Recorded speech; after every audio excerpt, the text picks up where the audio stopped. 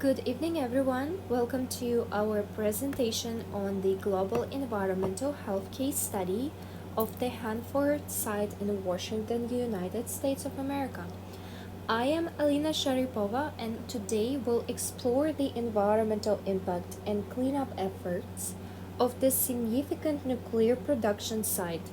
This case study highlights the long-term consequences of nuclear waste and the challenges of the environmental remediation. So, our objectives for today are these: to analyze the environmental effects of the Hanford site, focusing on radioactive contamination and the ongoing cleanup process, to provide a concise, data-driven overview of Hanford's environmental challenges, to highlight the historical importance of Hanford as nuclear production site and its present environmental issues. These objectives will guide us through the complex history and current state of one of America's most contaminated nuclear sites. So here is an overview of what we'll cover today. We'll start with the historical background, then dive into contamination levels, affected areas, and health effects. We'll conclude with a summary of key findings and references for those interested in further research. We'll start with historical background and significance. So, the Hanford site was established in 1943 as part of the Manhattan Project, playing a crucial role in the Cold War nuclear arms race. It housed 9 nuclear reactors and multiple processing plants, contributing significantly to the U.S. nuclear arsenal.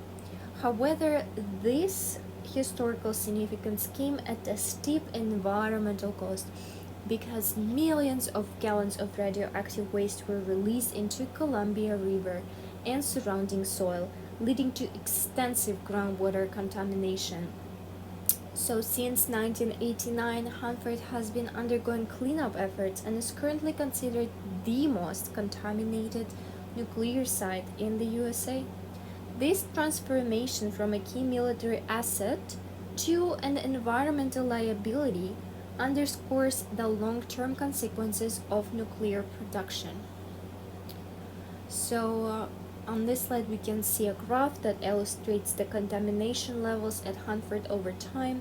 The site has accumulated millions of curies of radioactive waste since the 1940s.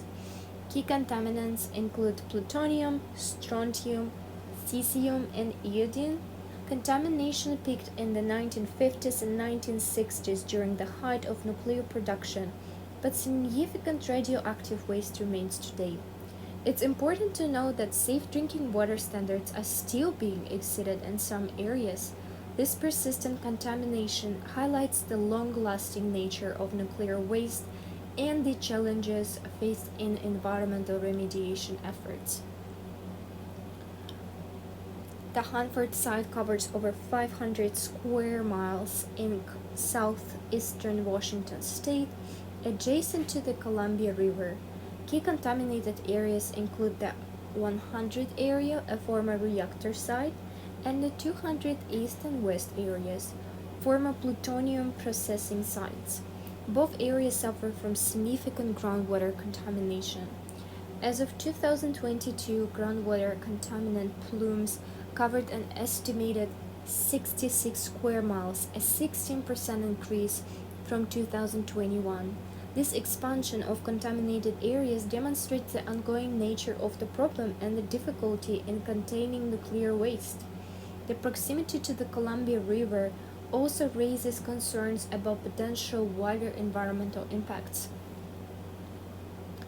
So this bar on the right compares radiation levels at Hanford to other sites.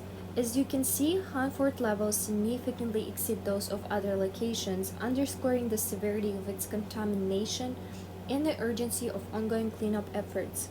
These high radiation levels pose significant risks to both human health and the environment, making Hanford a priority for remediation efforts and a critical case study in global environmental health. The major contaminants at Hanford pose serious health risks.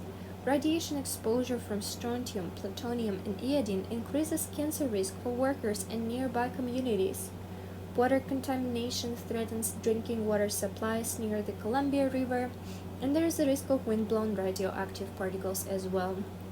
Environmentally, the site impacts the Columbia's rivers, aquatic ecosystems, soil quality, and local biodiversity.